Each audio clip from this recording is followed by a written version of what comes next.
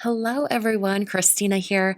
I have another fun mail art envelope for you guys today. This one is completely DIY, easy watercolor. It's going to be so simple and very approachable. And you could actually adapt this idea for mini cards as well. And I'll talk a little bit about that later. So today I've already prepped some watercolor paper. I'm using some watercolor paper from Canson. This is a 90-pound watercolor paper. And I like to use a little bit of a thinner watercolor paper when creating envelopes because it's easier to fold. Because of that, it's not quite as thick. It can't take a lot of color all at once.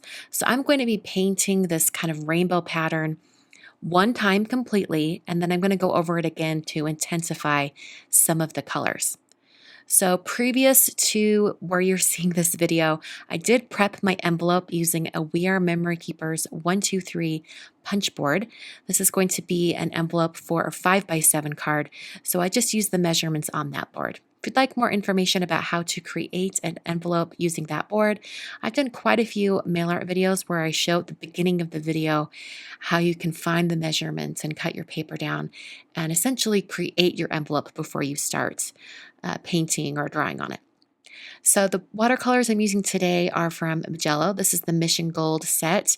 I absolutely love these watercolors, and I realized I haven't used them in weeks. It's been a long time, and it was so fun to break these out again. So this envelope was inspired by an envelope that I saw on Instagram by Juicy Christians.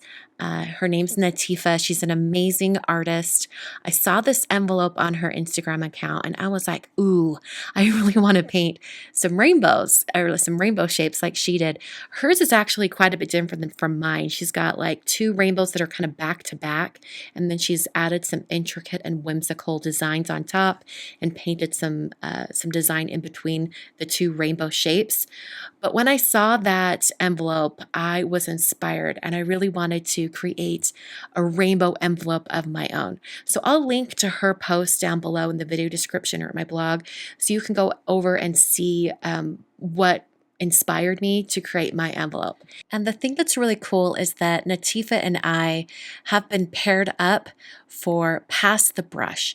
Pass the Brush is an online art community initiative similar to Share the Mic. If you saw that on Instagram back in June, it was where people with large followings on Instagram shared their account with a person of color and kind of amplified their voice. And when Dina Wakely invited me to be part of this, I was like, yes, this is awesome. And I'm so excited that I was paired up with Natifa. I can't wait to see what she has in store for us. She's going to be sharing her art on my Instagram on Thursday of this week, and then we will be doing an Instagram live together on Friday. So I finished all of my painting, and I'm peeling up my masking tape that protected the flaps, and I'm going to work on the address. Now, the address I'm using today, I was given permission to use, like usual. And if you would like to submit your address for mail art videos or mail art Instagram posts or just anything in general, there's a link down the video description. You can just go over there and submit your address. I do update that form monthly, and that's so that I can make sure that I have up-to-date addresses on everyone who submits an address. So if you submitted an address in June, and you'd still like your address to be considered for future mail art, you'll need to go and fill out that form once again, this time for the month of July.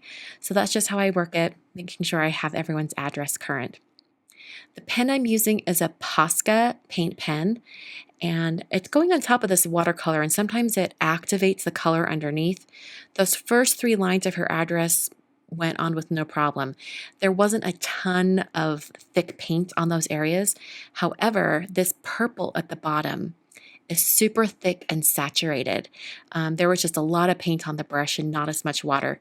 So as I'm writing these numbers, it's pulling up some of that purple. You can kind of see it on the number 6 and on the number 8. So what I did was I scribbled off on some paper. I also shook up that pen so I got a really thick paint coming out, and then went back over those numbers. And that really brightened up the white paint on these numbers. And then I was able to draw it on with no problems whatsoever. So after I had the address on there, I picked out some postage stamps. 3 of these are vintage stamps, and one, I guess, is technically a vintage stamp. It's not sold anymore, but it is a forever stamp. So I know that I'll have enough postage to send this envelope. So the way I like to adhere these vintage stamps that need moisture on them is I use a water brush to apply water to the back of these stamps. And I find that it adds a lot more moisture than if I was to just lick the stamp, which is normally what people do. Using more water like this makes it even more sticky, and I can actually swirl that brush on the postage stamp and really work up that adhesive so that it's super, super sticky. When I do it this way, I don't need any additional adhesive. Some people online like to use a glue stick to help them adhere the postage stamps, but I find that I don't need that when I do it this way. I used a Uniball Signal Broad pen for my address on the flap, and it worked generally okay, but I find that the flow of that particular pen on watercolor paper isn't as smooth as I would like. Normally, I like a Jelly Roll number 10 pen. I think it glides on a little bit better. Today, I'm not sure why I grabbed a different pen. But there you go. Some of you had asked why I don't use the Uniball Signo anymore, and that's why I just struggle with it when I'm writing with it. When I'm doing small details on projects, the Uniball Signo Broad is great, like little dots or things like that. But when I'm writing with it, I find that it's not as smooth as I would hope, and I'd like to use a Jelly Roll pen instead. So I adhered my envelope together just using some tape adhesive. I'll have the link down below if you're wondering what adhesive I used.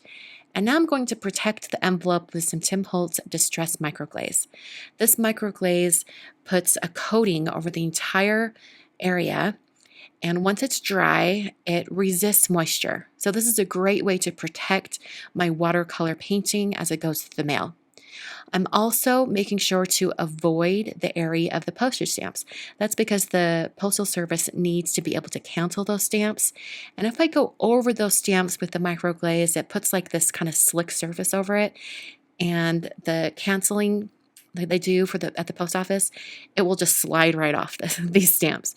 So I do not put the microglaze over the postage. After I applied that with the mini round blending tool, I then took a paper towel and just buffed off the excess. It does pick up a little bit of that paint, but it didn't pick up any of the purple, which is actually the most intense shade on this. It picked up some yellow and orange, which I thought was interesting. So that's the envelope for today. I hope you guys enjoyed. Please go over and check out Nativa's Instagram. I'll link it down below. And also check out the Pass the Brush Instagram takeover that happens this week on Thursday.